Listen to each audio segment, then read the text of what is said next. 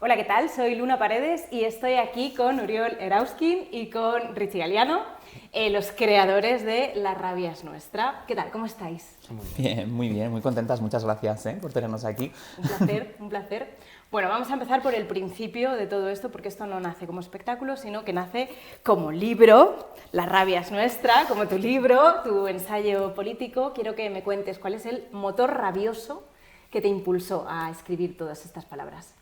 Bueno, hay varios motores.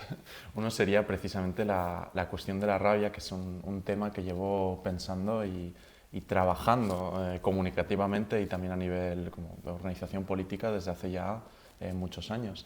Y sobre todo sentía que era una rabia que se constataba una y otra vez que tenía mucho potencial movilizador político, una emoción que podía ser muy útil para salir de este momento en el cual estamos tan apáticos, ¿no? Con lo político, donde hay tan poca esperanza de que la acción política pueda cambiar las cosas, una acción colectiva pueda cambiar las cosas, como que la rabia era precisamente esa emoción que una y otra vez nos enseñaba, que nos servía para reaccionar ante el peso de la realidad en la que vivimos y todas las crisis que nos estamos enfrentando, ¿no? Y mientras que este conocimiento se me hacía cada vez más patente, veía que gran parte de la izquierda mantenía un discurso y una postura que rechazaba esas emociones que se califican como negativas, aunque quizás es más interesante pensarlas como emociones complejas o complicadas, y para solamente abrazar, ¿no?, esas emociones claramente positivas de la esperanza, el amor, los cuidados, que también son algo muy importante, ¿no?, para sostener nuestra lucha, pero queriendo rechazar como este otro tipo de emociones que tanto potencial político tenía, ¿no? Entonces decidí que iba a escribir un libro precisamente sobre esto, sobre lo necesario que era disputar esta emoción que está cada vez más presente, pues en una sociedad en crisis brota la rabia en todas partes, ¿no? Y si no la disputamos estamos permitiendo que la extrema derecha capitalice todo este miedo y toda esta ansiedad para dirigir la rabia contra archivos expiatorios. Entonces este era el motivo tras la temática del libro, y el otro sencillamente también era hacer un libro, pero que fuera una propuesta, ¿no? Porque siento que se está escribiendo mucho y desarrollando mucho sobre la extrema derecha, sobre la crisis, sobre el problema que se cierne sobre nosotros, pero no tanta gente se atreve un poco a decir, vale, pero entonces ¿qué?, ¿no? ¿Y esto cómo lo hacemos? ¿Cómo respondemos? Entonces este libro trata de hacer esto precisamente, obviamente tras un poco de diagnóstico, por siempre es importante, pero buena parte de la mitad del libro se trata precisamente de qué hacemos, cómo respondemos y cómo organizamos la rabia, cómo conseguimos que la rabia no sea algo, un estallido puntual, sino un motor para el cambio. Sí, yo, vamos, estoy leyéndolo y estoy aprendiendo un montón de cosas históricas que no, claro, se me escapan precisamente por lo que dices, ¿no? Se nos ha contado que la historia es de una manera y no ha sido tan pacífica en muchos momentos, o Rosa Parks no era una mujer cansada, ¿no?, que dices, en fin, todo esto. Entonces esto está escrito así, y se imprime y lo puedes leer tú solo en tu casa, pero entonces llega Richie, me imagino, y tú has estudiado en Londres, ¿verdad? Y has estudiado un poco Sí. teatro comunitario y cómo aplicarlo también. Has llegado aquí y has dicho, vamos a aplicarlo un poco a España. Sí, la verdad es que fue una circunstancia muy bonita, ¿no? Una convergencia. Uriel y yo nos conocimos en el contexto de la acampada por Palestina, un momento en el que nos hacemos también conscientes del nivel de importancia que tiene la presencialidad, ¿no? Vivimos unos momentos donde una gran parte de lo que la gente interpreta como su implicación política sucede en redes sociales, y de repente se produce un momento, ¿no?, de disrupción y alteración del espacio público en el cual nos estamos organizando, ¿no?, por Palestina, en un momento en el que realmente pues, las circunstancias eran muy graves, que lo siguen siendo ahora, y tenemos que seguir organizándonos, pero bueno, en aquel momento pues respondemos de esta manera, ¿no? Y justo pues a Uriel le había empezado ya como a surgir la oportunidad de pensar en darle como un cierto carácter escénico al libro, y entonces pues converge de repente muy bien efectivamente con pues mis circunstancias. Yo efectivamente había estudiado en Londres, había estudiado en el contexto de unos estudios que ponían muy en el centro efectivamente el teatro comunitario, y la función de lo que se llama como el teatro aplicado, el teatro que puede tener, ¿no?, una función más allá de una relación de espectadoría pasiva, de entretenimiento, que sin duda es muy importante, cubre una necesidad para muchas personas, pero que, bueno, pues que puede tener algún tipo de potencial político, ¿no? Y entonces pues hacemos converger esas dos cosas, ¿no? Como este libro artefacto que efectivamente llega a tu casa, cómo podemos convertirlo en un espectáculo que, por una parte, siga en esa misma senda. Es un espectáculo que sin duda tiene muy presente y está construido alrededor del discurso de Oriol y no de una historia, de unos personajes, pero que a la vez también sea un espectáculo pues que agita, que tiene pues de todo, pues como somos nosotros, ¿no? Pues tiene meeting, tiene cabaret, tiene monólogos, tiene escenas, tiene de todo, ¿no? Y al final pues funciona como ese pequeño artefacto que luego nos lleva a un momento de organización colectiva. Sí, a esto os voy a preguntar ahora porque me parece, vamos, una maravilla de propuesta la que habéis tenido, pero sí, o sea, la pregunta es, ¿qué es lo que se encuentra la gente cuando va al teatro que lo va a diferenciar del libro? Porque todo el conocimiento parte de aquí, entonces todo el discurso parte de aquí. Entonces, contadme un poco sobre esta propuesta de cabaret, que me gusta mucho la idea del cabaret, que era un lugar donde la gente se reunía realmente a satirizar sobre lo que estaba sucediendo, ¿no? Entonces, me gusta que cojáis ese sí, desde esta carnaza, ¿no? Pues claro, el espectáculo hace esto, ¿no? El espectáculo toma efectivamente mucho del cabaret, esa oportunidad de hacer converger a la gente un espacio social, distendido, que eso nos lo permite muchas veces, ¿no? Un teatro, sobre todo en teatros como el Teatro del Barrio, que tiene una conexión tan clara con la comunidad. Sí. Y entonces desde ahí hacemos como una representación del presente donde no dejamos títeres sin cabeza y en la cual animamos mucho al público a no ser un espectador pasivo. El público participa en múltiples ocasiones a lo largo del espectáculo y al final se le invita, ¿no?, a decir, bueno, pues os hemos contado todo esto, nos hemos hecho unas buenas risas a costa de, y no solo risas, del presente, y nos hemos dicho muchísimo que la respuesta a esto es organizarnos, pues nos vamos a organizar. Claro. Y entonces contadme cómo es ese final después del espectáculo. Como ya cuando la gente ya está pues, a puntita de caramelo, ¿no? Ya se le ha explicado muy claramente, ¿no? Todas las dimensiones de la situación en la que estamos, se ha insistido de todas las formas en las cuales pues, siempre la solución pasa por la organización colectiva, ¿no? Y ya como la gente ya está, bueno, quizás más predispuesta, ¿no? Decir, bueno, pues en verdad sí que debería entrar a esa organización de alguna forma, ¿no?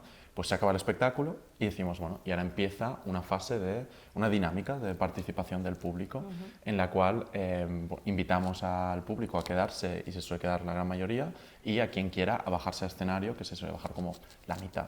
Vale. Y esa gente que está ahí en el escenario les lanzamos unas preguntas que son ambiguas, son complejas, tienen una respuesta que puede interpretarse de varias formas, ¿no? Como por ejemplo, ¿estamos a tiempo de parar el fascismo? ¿Estamos a tiempo de parar la crisis climática? O incluso... ¿estamos en guerra? ¿Cómo de cerca estamos de una guerra? ¿No? Entonces se posicionan espacialmente según si están como completamente en contra o completamente de acuerdo, ¿no? Según la intensidad, ¿no? de su respuesta, y ahí los ves colocados, ¿no? Ves un poco cuál es la emoción de esas personas, y después les preguntamos a algunos de ellos que justifiquen su respuesta, ¿no? Que siempre daban respuestas muy buenas, la verdad. Sospechábamos que iba a ser así, pero nos sorprende como sistemáticamente, bueno, pues claro, la gente tiene mucho que decir sobre si estamos en guerra, ¿no? Y salen siempre, bueno, cuestiones muy interesantes, pero todo está como dirigiéndose realmente a una última pregunta, que les preguntamos cómo de implicado políticamente están. Entonces se posicionan y decimos, vale, y si en cambio de esto preguntamos cómo de organizado políticamente estás. Siempre es un momento muy interesante porque se produce un cambio muy claro en el espacio, ¿no? Mucha gente se siente muy implicada, pero luego se da cuenta de que a nivel organizativo quizá no tanto. Claro. Y entonces lo interesante está en que abrimos el momento para que la gente que sí está organizada pueda comunicar dónde está, qué hace, cómo puede participar la gente ahí, y de esa manera pues construimos un poco esas redes, ¿no? Conectamos a la gente que no está organizada con la gente que sí, utilizando el propio Teatro del Barrio para después un momento más distendido ya, pues en el que te puedes acercar y decir, oye, mira, pues es que me preocupa mucho la causa por Palestina, ¿cómo puedo acercarme a un grupo de boicot, ¿no? Y después de tanta apelación al pazos, ¿no? de tanta, ¿no? tanta esto, como que la gente ya le entra de otra forma, ¿no? Y de repente dice, pues en verdad siempre he pensado en, no sé, apuntarme a hacer algo al sindicato de inquilinas, y esa persona ha dicho que es el sindicato de inquilinas, pues voy a preguntarle, ¿no? Claro. Y sabemos a ciencia cierta, pues no han dicho ya, pues casi después de todas las funciones, alguien alguien nos dice que se ha acercado a alguna asamblea, ¿no? Así que está funcionando. Qué bien, el experimento qué bonito. funciona, sí. Sí, no, me gusta mucho porque, bueno, claro, al final esto es una lectura individual, pero el teatro es colectivo y es colectividad y no hay más colectividad que el teatro que encima lleve a movimientos sociales. ¿Creéis que estamos perdiendo la presencialidad? Vamos, es una pregunta un poco absurda porque Claro. sé la respuesta que me vais a dar, pero bueno, que la desarrolléis un poco. Sí. O sea, para empezar, diría que no solamente la presencialidad, sino la práctica política está quedando en un segundo plano completamente sobrepasada por el discurso político. Y bueno, típicamente el discurso era lo que acompañaba la práctica política. En cambio estamos en un presente donde pues cuestiones también de redes sociales y digitalización, el discurso es lo primero y a lo mejor no hay ni práctica, ¿no? Y solamente es discurso sobre discurso.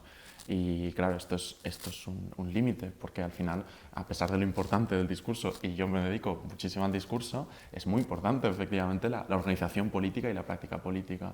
Entonces, ¿qué ocurre con tanta digitalización y tanto discurso sobre discurso en redes?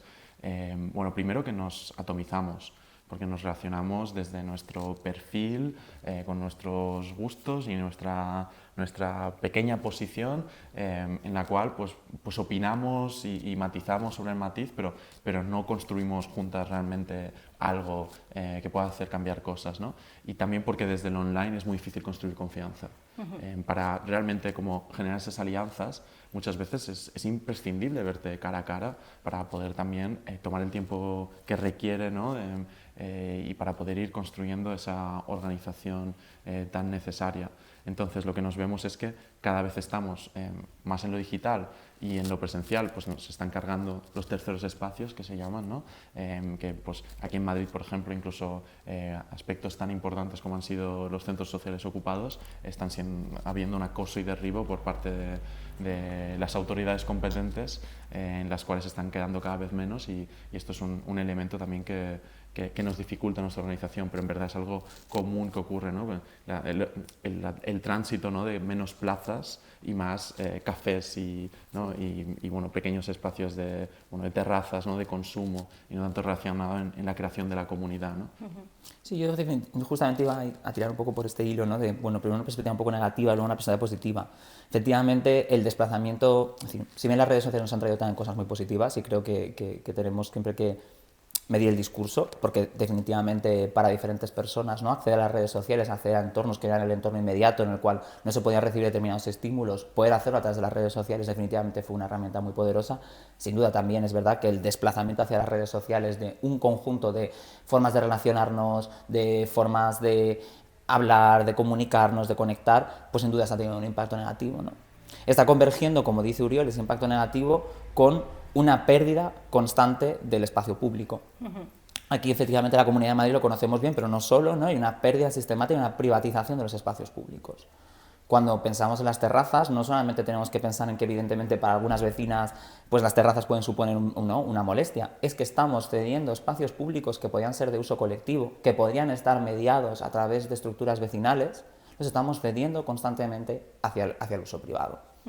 Entonces, esa pérdida de esos espacios públicos con ese desplazamiento de determinadas actividades de Internet hace que efectivamente nos vayamos encontrando cada vez más aisladas y que la capacidad de converger sea cada vez más difícil hacia proyectos comunes. Esto, por ejemplo, también ocurre mucho con el teletrabajo, ¿no? Vemos cómo es mucho más difícil organizar, y esto nos llega desde los sindicatos a las trabajadoras, de un espacio en el cual yo entro en una pantalla, me pongo a teclear y cierro. No tengo espacios de intimidad, no tengo momentos en los que nos encontramos a la entrada y a la salida, no tengo un descanso en el que yo puedo entonces hablar y empezar a organizarme. Entonces, ¿qué ocurre con esto? Sí, mucha negatividad, ¿no? Esto nos trae efectivamente un clima un poco pesimista, pero por otra parte, ¿qué está sucediendo también? En mi experiencia personal, y creo que también en la de Uriol, la gente está reaccionando muy positivamente a los espacios presenciales. Es decir, a la par que hay una pérdida, la revalorización de lo presencial está siendo muy importante. Cuando proponemos cosas presenciales a la gente, y no pienso en productos como, ay, mira, te invento experiencias. No, cuando presentamos proyectos de presencialidad colectiva y populares, la gente responde muy bien, está deseando. Por lo tanto, tenemos que organizarnos para hacer más cosas de este estilo, porque la gente reaccionó muy bien a las acampadas, con mucho deseo de participar. Cuando de repente se produjo el apagón, que fue un momento nada romantizable para muchas personas, Uriol y yo también vivimos una experiencia muy interesante de al llevar mi tocadiscos a la plaza pública y conectarlo con efectivamente las baterías de un CSO, que la gente convergía alrededor de la plaza y quería estar ahí y se acabó quedando a cenar en una cena popular, es decir, hay voluntad. Lo que pasa es que hay que emprender ese trabajo y ese trabajo hay que hacerlo juntas, no podemos hacerlo por separado. Pero además es que cuesta salir de casa, o sea, el teletrabajo y todo esto. Por eso me gusta mucho que propongáis que los cuerpos se muevan por el escenario, porque es que realmente cuesta que el cuerpo se movilice y que la gente ponga el cuerpo para llegar a los lugares. El libro y el espectáculo se llama La rabia es nuestra. Pero en ese nuestra, yo creo que no todo el mundo se siente interpelado. O sea, creo que hay personas que no sienten esa rabia. ¿Estas personas han venido a ver el espectáculo? ¿Tenéis conciencia de que hayan venido? Realmente sí que hay un momento en el cual lanzo unas preguntas a mitad del espectáculo, ¿no? Preguntas como, bueno, ¿crees que la rabia es una respuesta legítima cuando te sientes atacado, ¿no? O si crees que a la izquierda le iría mejor si fuera más rabiosa, ¿no? Y ahí vemos que la gran mayor parte de la gente levanta la mano, pero también es verdad que no todo el mundo levanta la mano, ¿no? Y en alguna ocasión sí que una de las preguntas que hacemos al público cuando bajan es ¿sientes rabia? Y efectivamente no todo el mundo se posiciona como que siente rabia, ¿no?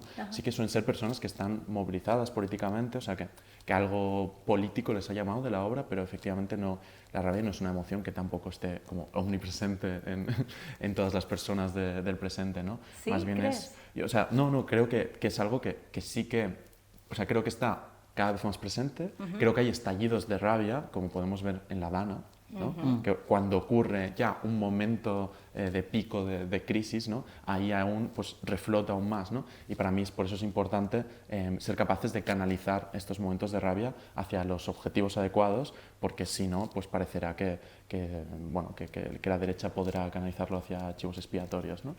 Pero diría que sí, que efectivamente ha venido gente que la rabia no es una emoción que siente, o incluso que no siente en absoluto, porque alguna vez... Sí, hay gente que ha dicho no resueno con la rabia, pero tengo que decir que lamentablemente cuando la gente ha bajado de hecho que no es rabiosa, muchas veces ha hecho porque está triste. Que también es un sentimiento que yo creo que es muy común, o sea, hay toda una parte de la población para la cual la realidad ya no es rabiosa, ya no la mueve, sino es desesperante y ya se acepta como algo que simplemente se echa encima. Pero bueno, también sí, ha venido gente que simplemente no siente rabia o siente otras emociones. Y lo bonito, que yo creo que es un mensaje muy importante de la obra, es que la obra, por supuesto, tiene un punto de homenaje a la rabia y explora el potencial político de la rabia, pero siempre dice que al final hay una pluralidad de emociones, ¿no? Políticas, y lo interesante es la convergencia de las dos, y de todas, y pensar desde ahí, ¿no? en el paisaje político. Lo que pasa es que venimos de un tiempo en el que la rabia se ha presentado como algo necesariamente de la derecha, como algo necesariamente malo, como algo que necesariamente nos divide. Pero en realidad, por ejemplo, algo que tiende a ocurrir mucho y de lo que hemos aprendido mucho precisamente de las compañeras feministas es que el amor y la rabia pueden ir de la mano. El amor hacia mis compañeras, el amor hacia un futuro mejor para todas, puede precisamente ser lo que me despierta la rabia contra otra cosa. Claro. Y saber combinar y entender en qué momentos y de qué maneras se pueden ir articulando ambas emociones es lo importante, no despreciar ninguna, sino maximizar el potencial político de todas. La rabia ante lo injusto, ¿no? Cuando se pone en común, también ayuda a desvelar lo estructural, ¿no? A desvelar que lo que te está hiriendo, lo que te hace daño, es algo que atraviesa a todas, ¿no? Por eso, cuando se pone en común esa rabia, muchas veces lo que genera es optimismo y euforia, ¿no? Sí. Está entremezclada con muchas otras emociones. Sí, vamos, sí, y frente a todo este futuro distópico, ¿no? Que nos venden, que además es pesimista y es todo bueno, pues todo lo que haga que nos quedemos en casa y que nos quedemos solos y que nos individualicemos y no nos compartamos, ¿consideráis que hay un futuro en el que pueda no haber rabia? Bueno, queremos vivir en un futuro, ¿no? Donde... Queremos vivir en un futuro, punto. Si llega este momento ya con que haya un futuro me vale. Posición centrista, queremos futuro. No, hombre, yo creo que nuestro diagnóstico es que la rabia es una emoción que surge cuando percibes que algo es injusto. Y eso es la que la diferencia más de otro tipo de emociones, ¿no? Que es precisamente lo injusto lo que te genera esa rabia, ¿no? Y claro, no todo lo injusto sale de cuestiones estructurales, ¿no? O sea, habrá momentos de rabia, ¿no?, entre dos personas porque una trate a la otra injustamente. Y por mucho que tengamos una sociedad pues equitativa, sin unas estructuras que generen, ¿no?, relaciones de dominación, probablemente aún existirá la rabia como emoción. Pero si ya vivimos en una sociedad, hemos conseguido ¿no?, eliminar de alguna forma esas estructuras que, bueno, construyen estas relaciones de dominación que nos atraviesan, creo que efectivamente podemos aspirar a un futuro con menos rabia. Y en ese futuro, ¿la inteligencia artificial qué papel podrá jugar? ¿O podrá eliminarse? ¿Deberá eliminarse? ¡Qué temazo! Yo tengo, sobre la inteligencia artificial, yo tengo una postura muy parecida a la de Kaitz Cancela, que es una persona a la que respeto mucho en esta opinión, y Anita Fuentes, que también escriben mucho sobre cuestiones de digitalidad desde perspectivas múltiples, de perspectivas socialistas, feministas, decoloniales. Sin duda, la inteligencia artificial se trata ahora mismo, ¿no?, de un entramado que, por ejemplo, consume unas cantidades de energía y unas cantidades de recursos terribles, ¿no?, por un lado, y sin duda, si bien creo que ha habido un cierto discurso apocalíptico, ¿no?, que ha hecho parecer como todo el trabajo va a desaparecer por inteligencia artificial, sí hay determinados trabajos y determinadas profesiones que se pueden ver afectadas por la penetración de la inteligencia artificial. Pero yo siempre creo que tenemos que entender que existen, ¿no?, en todos estos elementos negativos que aparecen para exacerbar muchas veces, ¿no?, muchísimas de las características del sistema en el que vivimos, para poder ir más rápido, producir más, también hay contradicciones dentro de estas propias tecnologías. Y lo interesante es saber explorarlas en otros horizontes de futuro, ¿no? Quizá el futuro de la inteligencia artificial no está en que se esté utilizando en una empresa para poder sustituir a alguien, sino poder hacer converger los datos de un montón de diferentes espacios productivos para poder movernos hacia una economía que esté planificada para las trabajadoras y no para maximizar los beneficios. Y ese es el potencial. Es bonito. Claro, y ese es el potencial que nos queda por explorar. Eso es algo que todavía no conocemos, ¿no? Y esos pensamientos utópicos digitales es algo de lo que yo creo que estamos muy desentrenadas precisamente en determinados sectores de Europa ahora, y nos llegan otras cosas de otros proyectos de otras partes que pueden ser interesantes, como por ejemplo el trabajo que se quería hacer en términos de cibernética en Chile, ¿no? Por ejemplo, durante la presidencia de Salvador Allende, hay muchos proyectos, hay muchas cosas que repensar. No todo es tan claramente necesariamente negativo, aunque sin duda hay motivos por los que estar preocupadas. Aunque su expresión en el presente sea negativa. Sí, claro. Sí, porque nos está alienando, o sea, dejamos de pensar.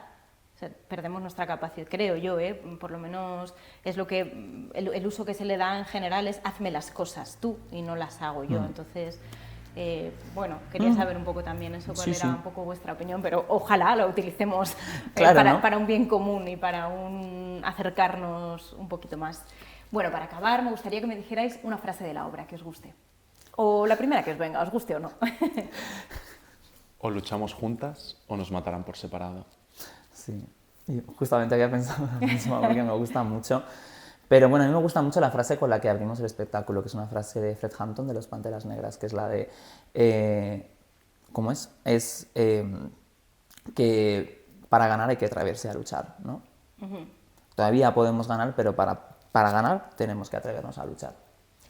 Y si no te atreves a luchar, no mereces ganar. Exacto, que es la frase Así es como original acaba. de Fred Hampton. Bueno, ¿hay algo más que nos haya preguntado, que queráis contar, que queráis transmitir? Han sido muy buenas preguntas. Sí, la verdad. Bueno, me alegra eso, Sí, pero, mucho. pero bueno. Bueno, pues... Bueno, que efectivamente estamos ya planificando algunos pases, ¿no?, fuera de Madrid también. Entonces, si alguien ve esto y quiere traernos, ¿no?, a su pueblo, a su ciudad...